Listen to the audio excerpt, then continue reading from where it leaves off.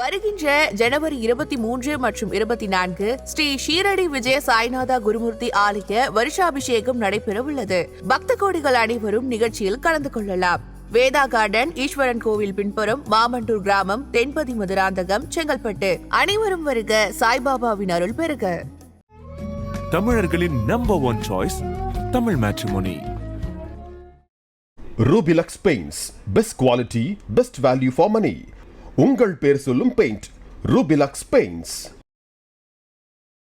So இதுக்கப்புறம் தங்க விலை குறையறதுக்கு எதுவும் வாய்ப்பு இருக்கா சார்? இன்னும் சொல்ல போனால் 2026 உச்சமடைய போகிறார் குரு பகவான். தங்கத்தினுடைய நிலையையும் மிகப்பெரிய உச்சத்தை, இதுவரை உலகம் காணாத உச்சத்தை தான் எடுத்தது. ஸோ ஜோதிட ரீதியாக கோல்டு விலை குறையறதுக்கு வாய்ப்பே இல்லையா சார்? வாய்ப்பே கிடையாது. கூடிய விரைவில் ஒரு 3 மாத காலகட்டத்திற்குள் 1,20,000 கூட தான். சில்வர் உயர்ந்துகிட்டே இருக்கும், சில்வர் விலை குறையறதுக்கு வாய்ப்பு இருக்கா? சில்வர் விலையில அதிகமான ஒரு ஏற்ற இறக்கங்கள் இருக்கு. பொருளாதார ரீதியாக சில பேர் சில்வரை ஆதரித்தாலுமே கூட விஜய் அவர்களுடைய பிறந்த தேதி 22, அது ராகுவின் ஆதிக்கத்திற்கு உட்பட்டது.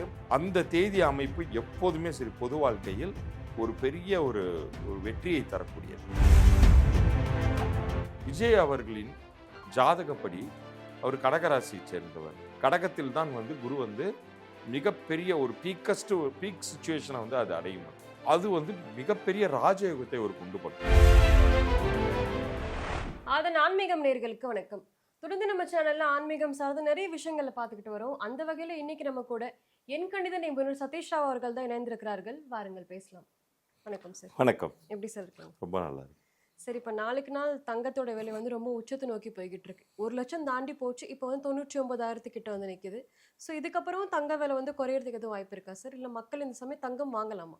இது 2 விதமாக நம்ம அணுகலாம். ஒன்று ஜோதிட ரீதியாக, இன்னொன்று பொருளாதார அறிவு ரீதியாகவும் நம்ம அணுகலாமே. இப்போ ஜோதிட ரீதியாக பார்க்கும் பொழுது குருவோடைய நகர்வு, குரு தான் தங்கத்துக்கு அதிபதி. அந்த குருவோடைய நகர்வு அனைத்துமே தங்கத்தை மேற்கொண்டு மக்கள் கொள்முதல் பண்ணுறத குறிக்குது. நிறைய பேர் வாங்கி குவிக்கிறாங்க. அப்போ டிமாண்ட் இருக்குன்னு தானே அர்த்தம். அது மேற்கொண்டு மக்களுக்கான அதற்கான சக்தியும் தருது.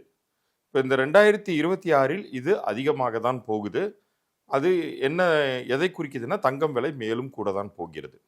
இதையே பொருளாதார ரீதியாக நம்ம பார்த்தா வேர்ல்டு கோல்டு கவுன்சில், நம்ம நேஷனல் லெவலில் பேசல, இன்டர்நேஷனல் லெவலில் வேர்ல்டு கோல்டு கவுன்சில் என்ன சொல்லுதுன்னா 2026 அடுத்த 6 மாதங்களில்னு கூட சொல்லலாம் 20% தங்கம் விலை உயரப்போகிறது அப்படிங்கிறத சொல்லியிருக்கு. இது வரக்கூடிய 2026 எண்டுக்குள்ளார கிட்டத்தட்ட 30% மேலேயே தாண்டும் அப்படின்னும் அறிவுறுத்தியிருக்காங்க. அப்போ கண்டிப்பாக உச்சத்தை நோக்கி தான் போயிட்டு இருக்கு. மேலும் உயரதான் போகும். இப்போ நீங்கள் சொன்ன மாதிரி வேர்ல்டு கோல்ட் கவுன்சில் இந்த விஷயம் சொல்லுது. ஆனால் நிறைய எக்ஸ்பர்ட்ஸ் அட்வைசர் ரிசர்ச் கூட ட்ரம்ப்போட டாரிஃப், இந்த ரெப்போர்ட் இது எல்லாமே கொஞ்சம் கட்டாச்சு அப்படின்னா இன்னுமே கோல்டு விலை குறையறதுக்கு வாய்ப்பு இருக்குன்னு சொல்றாங்க. ஸோ ஜோதிட ரீதியாக கோல்டு விலை குறையறதுக்கு வாய்ப்பே இல்லையா சார்? வாய்ப்பே கிடையாது. இன்னும் சொல்லப்போனால் இப்போ நீங்கள் சொன்ன இதே மாதிரியான ஒரு சில காரணங்கள் சென்ற ஒரு 2-3 மாதங்களுக்கு முன்பேயும் ஒரு சில பொருளாதார வல்லுநர்கள் சொல்லிட்டு தான் இருந்தாங்க. இது கண்டிப்பாக கம்மியாகும், இது ஆல்ரெடி அந்த ஒரு பபுள்னு சொல்லுவாங்க, அந்த பபுள் எஃபெக்டை நோக்கி போயிடுச்சு, இது உடைய தான் போகுது, இது மறுபடியும் கம்மியாயிடுனாங்க. எங்கே கம்மியாகுது? நாளுக்கு நாள் அதிகமாயிட்டே போகுது. பாஸ்ட் ஹிஸ்டரியிலுமே அப்படி இல்லை. ஒரு டைம் ஏறிச்சுன்னா ஏறிக்கிட்டே தான் இருந்திருக்கு. ஆமா திரும்பி வரப்போறது கிடையாது. திரும்ப அதே ரேட்டுக்கு வரப்போறது கிடையாது. இன்னும் சொல்ல போனா 2020 இருந்து 2025க்குள்ளார கிட்டத்தட்ட 60% பெரிய ஒரு ஜம்ப். அது கோல்டு பெரிய ஜம்ப் பண்ணியிருக்காது. ஸோ இது நாளுக்கு நாள் அதிகமாகிறதுனால இப்போ 1 லட்சம் அப்படிங்கிறது கூடிய விரைவில் ஒரு 3 மாத காலகட்டத்திற்குள், மிக சரியாக சொல்லணும்னா இப்போ இந்த குருவோடைய பெயர்ச்சி நிகழப்போகுது 2026. எப்போதுமே குருவுக்கு மட்டும் 3 மாதம் உற்பலன்னு ஒரு கணக்கு இருக்கு. குரு எப்போதுமே பலன் கொடுக்க ஆரம்பிச்சாருன்னா 3 மாதத்துக்கு முன்னாடியிலேருந்து அதுக்கான எஃபெக்ட் தெரிய ஆரம்பிச்சிடும்னு. அதன்படி பார்க்கும் பொழுது ஏப்ரல் மே சமயங்களில் 1,20,000 கூட தாண்டும். அந்த அளவுக்கு போயிட்டு இருக்கு. இதை நம்ம பொருளாதார ரீதியாகவும் வேர்ல்டு கோல்டு கவுன்சில் அதை அறிவுறுத்தியிருக்காங்க. அப்படிதான் இருக்க போகுதுங்கிறத நம்ம அதனால தான் நான் முன்கூட்டியே சொல்லிட்டேன். இங்கே நம்ம பேசுறது எல்லாமே என்னதான் இங்கே நம்ம உட்காந்துக்கிட்டு நேஷனல் லெவலில் நம்ம கணக்கு போட்டாலும் ஒரு வேர்ல்டு லெவலில் இருக்கக்கூடிய வல்லுநர்களுடைய பார்வைங்கிறது எல்லா பொருளாதாரத்தையும் சார்ந்ததாக இருக்கும். வெறும் அமெரிக்காவை மட்டும் எடுத்துக்கொள்ளாமல் ஒட்டுமொத்த பொருளாதார இப்போ சமீபத்தில் கோல்டு விலை ஏறினதுக்கு இன்னொரு ஒரு ரீசன், உலக அரங்கில் நிறைய போர்கள் நடந்துச்சு இல்லையா? 2025 ஆரம்பத்துலேருந்து இடைப்பட்ட காலங்கள்லாம் ரொம்ப நிறைய போர்கள் நடந்துச்சு. அப்போ இந்த பொருளாதார மதிப்பிழப்புங்கிறது வந்து தங்கத்தை வந்து அஃபெக்டே பண்ணாது, தங்கத்தோடைய வேல்யூ அஃபெக்ட் பண்ணாது. அப்போ தங்கம் வந்து ஒரு சேஃபான இன்வெஸ்ட்மெண்ட்டுன்னு மக்கள் வாங்க ஆரம்பிச்சாங்க எல்லா இடத்துலையுமே. அதுவும் ஒரு காரணம். இப்போ இந்த 2025 காலகட்டத்தை தாண்டி 2026லும் இதே சினாரியோ தான் தொடரப்போகுது அப்படிங்கிற தன்மையில தான் இருக்குது. சரியா? இப்போ கோல்டு ஒரு பக்கம் இருக்குன்னு பாத்தீங்கன்னா கூட வயசு இந்த சில்வருமே வந்து உயர்ந்துகிட்டே வருது. ஆமா. கோல்டை விட சில்வர் ரொம்ப வலட்டைல் அதிகம். ஆனா இருந்தாலுமே சில்வர் வந்து ரொம்ப அதிகமா இன்னைக்கு கூட பாத்தீங்கன்னா கிட்டத்தட்ட 7 ரூபாய் வந்து உயர்ந்திருக்கு. ஆமா. நாளைக்கு பாத்தீங்கன்னா திடீர்னு 7 ரூபாய் கூட குறையறதுக்கு வந்து இருக்கு. ஆமா. சோ இதே மாதிரி சில்வர் வந்து உயர்ந்துகிட்டே இருக்கும்போது சில்வர் விலை குறையறதுக்கு வாய்ப்பு இருக்கா சார்? சில்வர் விலையில வந்து அதிகமான ஒரு ஏற்ற இறக்கங்கள் இருக்கு. சில பேர் வந்து பொருளாதார ரீதியாக சில பேர் வந்து சில்வரை வந்து ஆதரித்தாலுமே கூட கோல்டுக்கு இருக்கக்கூடிய மரியாதைங்கிறதே வேற. ம். அதற்கு இருக்கக்கூடிய வாணிபம், அதற்கு இருக்கக்கூடிய அந்த ஒரு ஃபண்டுக்கான மதிப்புங்கிறது சில்வரை பொறுத்த அளவுக்கு கமாடிட்டியாக அதை நம்ம வந்து ஸ்டாக்ல வந்து நம்ம இன்வெஸ்ட் பண்ணி அதில் உச்சத்தை தொடுவது, அதிலேருந்து வருமானத்தை பெருக்குவது, இதெல்லாம் நல்லா இருக்கும். ஆனால் ஒரு பெண்ணை நீங்கள் வந்து ஒரு வீட்டில் இருக்கிற மணமகனுக்கோ ஒரு பையனுக்கோ பொண்ணுக்கோ திருமணம் பண்ணுறாங்கன்னா அந்த இடத்துல சில்வர் தேவைப்படாது, கோல்டு தான் தேவைப்படும். ஸோ ஒரு கமாடிட்டியாக ஸ்டாக்ல கேம் விளையாடுறதுக்கு வேணா சில்வர் நீங்கள் சொல்கிறது மாதிரி கை கொடுக்கலாம். ஆனால் எல்லா அரங்கிலும் கதாநாயகனாக கோல்டு தான் இருக்க போகுதுங்கிறது தான் உண்மை. ஓகே. இப்போ நீங்க சொன்ன மாதிரி சில்வருக்கு வந்து பிசிக்கல் டிமாண்டை தவிர்த்து இண்டஸ்ட்ரியல் டிமாண்ட் தான் அது ரொம்பவே அதிகமா இருக்கு. ஸோ இப்போ சில்வரோட விலை வந்து கிட்டத்தட்ட 2026 வந்து 2 லட்சம் 2 லட்சம் இப்போ தாண்டிடுச்சு. ஸோ 3 லட்சம் போகும் அப்படின்லாம் சொல்றாங்க. இது எப்படி சார் பாக்குறீங்க? அது ஒரு பக்கமாக அது ஏறினாலும் உங்களுக்கு வந்து அதில் இன்வெஸ்ட் பண்ணுற காசை நான் மறுபடியும் அதே பாயிண்ட்டுக்கு தான் வருவேன். அதுக்கு இன்னொரு முக்கியமான காரணத்தை நான் சொல்லிடுறேன். இப்போ எல்லாருக்கும் அந்த ஸ்டாக் மார்க்கெட் நாலேஜ், இந்த கமாடிட்டியில் வந்து பிட் பண்ணி ஒரு இது பண்ணுறது, இன்வெஸ்ட் பண்ணுறதுங்கிறது எல்லாருக்கும் வராது. ஒரு சில படித்த வல்லுநர்களுக்கு மட்டுமே அது சாத்தியம். ஸோ அந்த ஒரு வாணிபம் தெரிந்தவர்கள் தாராளமாக நீங்கள் சொல்கிறது மாதிரி இந்த விலை உச்சத்தை வந்து கண்டிப்பாக சில்வரும் அடைய தான் போகுது, நான் இல்லைன்னு சொல்லலை.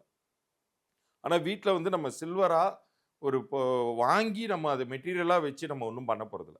ஆனால் கோல்டு என்னைக்கு இருந்தாலும் அதனுடைய வேல்யூவும் அதிகமாக போகுது, பயன்பாடும் அதிகமாக போகுது. சரியா? என்னைக்கு இருந்தாலும் திருமணம் அப்படிங்கிறது நடந்து கொண்டே தான் இருக்க போகுது. அதுவும் நம்ம இந்தியா மாதிரியான ஒரு நாட்டில் தங்கம் அப்படிங்கிறது இல்லாமல் திருமணத்தை யோசித்தே பார்க்க முடியாது. ஸோ அதனுடைய பயன்பாடு மிக அதிகமாக இருக்கிறதுனால குருவோடைய அடுத்தடுத்த நகர்வுகள், இன்னும் சொல்லப்போனால் 2026 உச்சமடைய போகிறார் குரு பகவான். உச்சமடையக்கூடிய பொன்னவன் வந்து தங்கத்தினுடைய நிலையையும் மிகப்பெரிய உச்சத்தை, இதுவரை உலகம் காணாத உச்சத்தை நோக்கி தான் எடுத்துட்டு போவார். ஓகே. இப்போ நெக்ஸ்ட் ஷேர் மார்க்கெட். ஸோ இப்போ ஷேர் மார்க்கெட் வந்து கடந்த ஒரு வருடமாவே எந்த ரிட்டர்ன்ஸும் கொடுக்காம நில் ரிட்டர்ன்ஸ் தான் வந்து கொடுத்துக்கிட்டு இருக்கும். ஸோ வரப்போகிற நாட்களில் ஷேர் மார்க்கெட் எப்படி சார் இருக்க போகுது?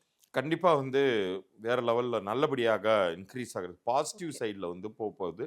அதற்கு காரணம் இப்போ இருக்கக்கூடிய கிரக சூழ்நிலைகள் எல்லாமே வந்து பாசிட்டிவ் டைரக்ஷனுக்கு மாறுது. 2025 நிறைய ராசியினர் படாத கஷ்டங்கள் கிடையாது.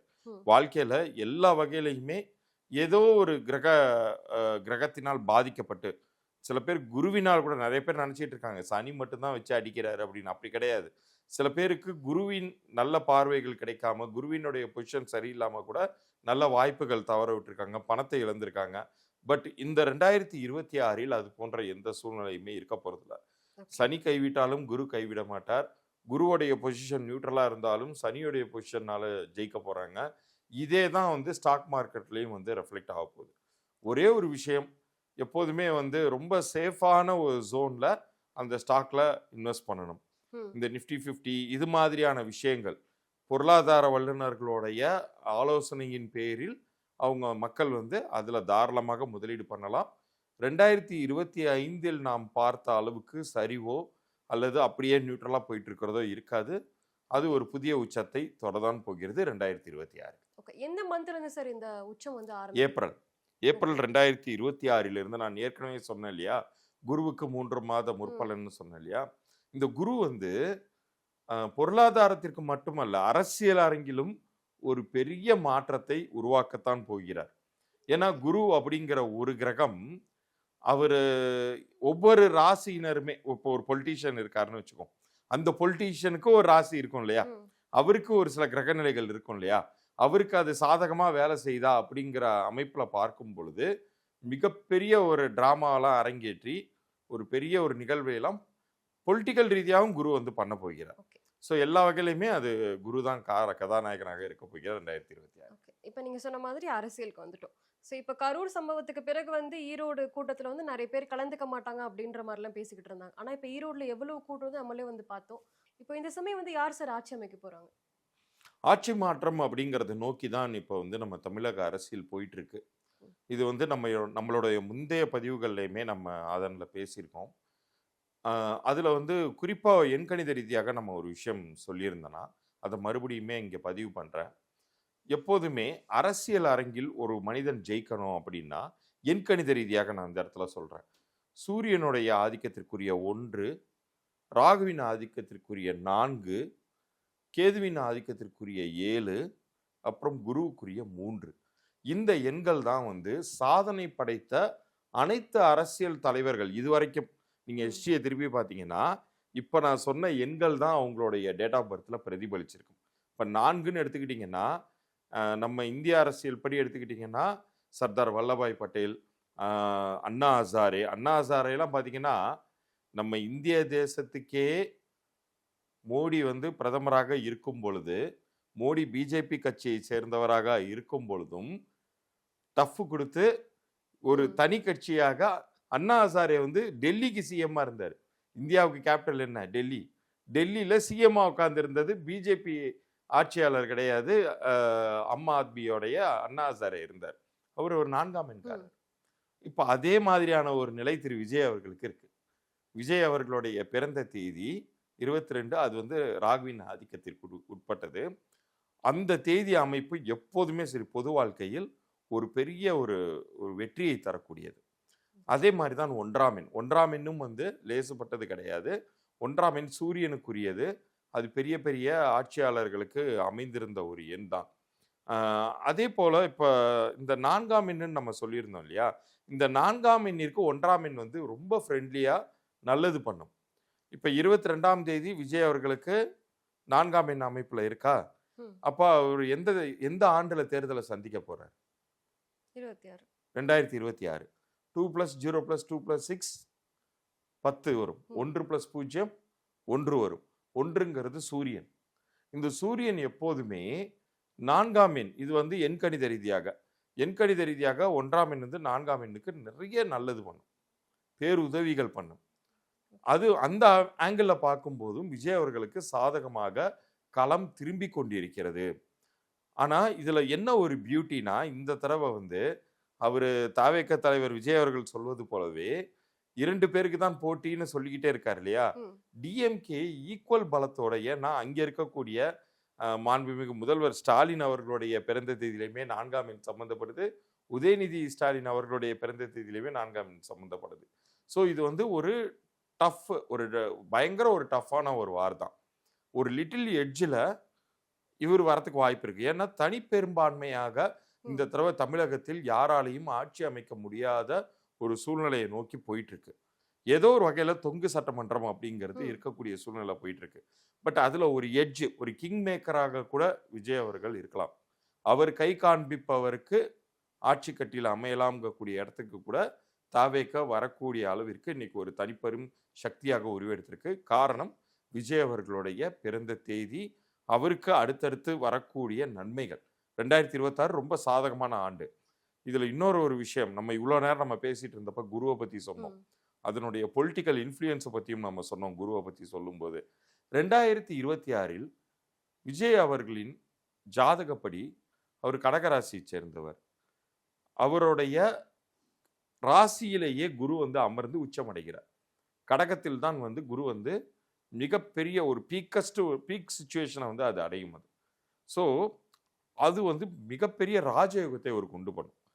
இப்போ வந்து அந்த காலத்தில் சொல்லுவாங்க இல்லையா, ராஜாக்கள் காலத்தில் யானை கையில் மாலையை கொடுத்து நகர்வலம் அனுப்பும்போது அது யார் கழுத்தில் மாலை போடுதோ அவங்க ராஜா. ஒரு திடீர்னு அந்த நாட்டு ராஜா தவறிடுறாரு, அவருக்கு வாரிசுகள் இல்லைன்னா அந்த காலத்தில் இந்த மாதிரி ஒரு முறை இருந்ததா நம்ம படிச்சிருக்கோம், கதைகள் எல்லாம் பார்த்துருக்கோம். அது போய் மாலை யார் கழுத்தில் போடுதோ அவங்க ராஜா ஆயிடுவாங்க. திடீர்னு கிடைக்கிற வாய்ப்பு. கிட்டத்தட்ட விஜய் அவர்களுக்கு அது போன்ற ஒரு பெரிய யோகம். ஆனால் இந்த இடத்துல விஜய் வந்து உழைத்து தான் வர்றாரு, நிறைய விஷயங்களை ஃபேஸ் பண்ணிட்டு தான் வர்றாரு. அதில் வந்து இவருக்கு நல்லாவே வாய்ப்பு இருக்குன்னு தான் சொல்றேன். ஆனா முன்னாடி நீங்க சொன்ன மாதிரி இப்போ வந்து தனி தனி கட்சி பெண் வரதுக்கு வந்து வாய்ப்பு இல்லைன்னு சொல்லிட்டு, அப்போ விஜய் அவர்களுமே தனியா தான் நிக்கிறாரு. ஸோ விஜய் அவர்களை வர்றதுக்கு எந்த அளவுக்கு சார் வாய்ப்பு இருக்கு? விஜய் அவர்கள் வந்து இன்னைக்கு வந்து இப்போ நம்ம 2025 ஒரு ஜூன் மாதம் போலவோ ஜூலை மாதம் போலவோ நம்ம இந்த விஷயத்தை பேசிட்டு இருந்தோம்னா அப்போ இருந்த களம் சூழ்நிலை வேற. இப்போ பார்த்தீங்கன்னா பெரிய பெரிய ஆளுமைகள் வந்து அவர்கிட்ட சேர்றாங்க. இப்போ திரு செங்கோட்டையன் அவர்கள் பழுத்த ஒரு அரசியல்வாதி.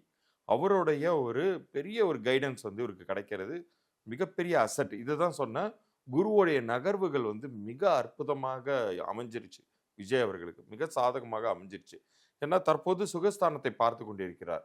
குரு வந்து 12 உட்கார்ந்து இருந்தாலும் சுகஸ்தானத்தை பார்த்து கொண்டிருக்கிறார். அவருக்கு மகிழ்ச்சி தரக்கூடிய விஷயங்களை நோக்கி இனிமேல் போக ஆரம்பிக்கும் ஒவ்வொரு விஷயமும். இது வந்து ஏப்ரல் வரைக்கும் ஒரு ஸ்மூத்தான ஒரு டிராவலை கொடுத்துட்டு இருக்கும். அதே போல பேச்சாளர்கள் பெரும் இப்போ நாஞ்சில் சம்பத் போன்ற மிக பெரும் ஆற்றல் மிகுந்த பேச்சாளர்கள்லாம் உள்ளார வந்து இணையிறாங்க. இன்னும் நிறைய பேர் ஒரு சஸ்பென்ஸாகவே அவர் வச்சுக்கிட்டு இருக்கார் விஜய் அவர்கள். மக்கள் ஆதரிக்கக்கூடிய, மக்கள் போற்றிய பெரிய மனிதர்கள் வந்து ஜாயின் பண்ண போகிறாங்க அப்படிங்கிற மாதிரி சொல்லிக்கிட்டே இருக்காங்க. அது போலலாம் நிகழும் பொழுது ஆட்டோமேட்டிக்காகவே அவருக்கான வாய்ப்பு. ஏன்னா ஒருவருடைய ஜாதக கட்டத்தில் பிறந்த நேரம், பிறந்த தேதியின் அடிப்படையில், பிறந்த நேரத்தின் அடிப்படையில் தான் கிரகங்களை நம்ம குறிக்கிறோம். அப்படி கிரகங்களை குறிக்கும் போது லக்னம் அப்படிங்கிறது உயிர் கொடுத்த கிரகம். உயிர் கொடுக்கக்கூடிய கிரகம் வந்து லக்னமாக மார்க் பண்ணுவோம். ராசிங்கிறது உடல் கொடுத்த கிரகமாக மார்க் பண்ணுவோம். விஜய் அவர்களுக்கு லக்னமும் ராசியும் ஒன்று தான், கடகம் தான் அவருக்கு. ஸோ இரண்டுமே அவருக்கு ரொம்ப ரொம்ப சாதகமாக அமைந்திருப்பது அவர் பக்கமாக காத்து வீசுது, அவர் பக்கமாக சூழ்நிலை சாதகமாக திரும்புதுங்கிற மாதிரி நம்ம எடுத்துக்கணும். ஒருவேளை 2026 ஆட்சி மாற்றம் வந்தா தமிழக முன்னேற்றம் எப்படி சார் இருக்க போகுது? 2026 பொறுத்த வரைக்கும் சூரியனுடைய ஆதிக்கத்தில் பிறகுதுங்கிறத ஏற்கனவே நம்ம பார்த்துட்டோம். 2+0 2+6 அப்படின்னு நான் சொன்னேன் இல்லையா. அது வந்து சூரியனுடைய ஆதிக்கம்னாலே பொருளாதாரம், அரசியல், மக்கள் நலன். குறிப்பாக இந்த மக்கள் நலன் அப்படிங்கிறது 2026 அதிகமாக தான் போகிறது. இவ்வளோ நாள் பட்ட கஷ்டங்களுக்கு ஏதோ ஒரு வகையில் ஒரு சின்ன ரிலீஃப் ஆச்சும் தனி மனிதர்களுடைய வாழ்க்கையில் நிகழப்போகுதுங்கிறது தான் கிரகங்களும் குறிப்பிடுது, என் கணிதமும் அதை தான் சொல்லுது. அந்த வகையில் பார்க்கும்போது தமிழகத்தினுடைய ஒட்டுமொத்த டெவலப்மெண்ட்டுங்கிறது நல்லா இருக்கும். மொத்தமாக 2026 நல்லா இருக்க போகுது. மிக நன்றாக இருக்கும். தங்கம், வெள்ளி, ஷேர் மார்க்கெட், அரசியல், இது மாதிரி நிறைய விஷயங்களை தொடர்ந்து பேசிக்கிட்டு இருந்தோம். ரொம்பவே நன்றி. ரொம்ப நன்றி.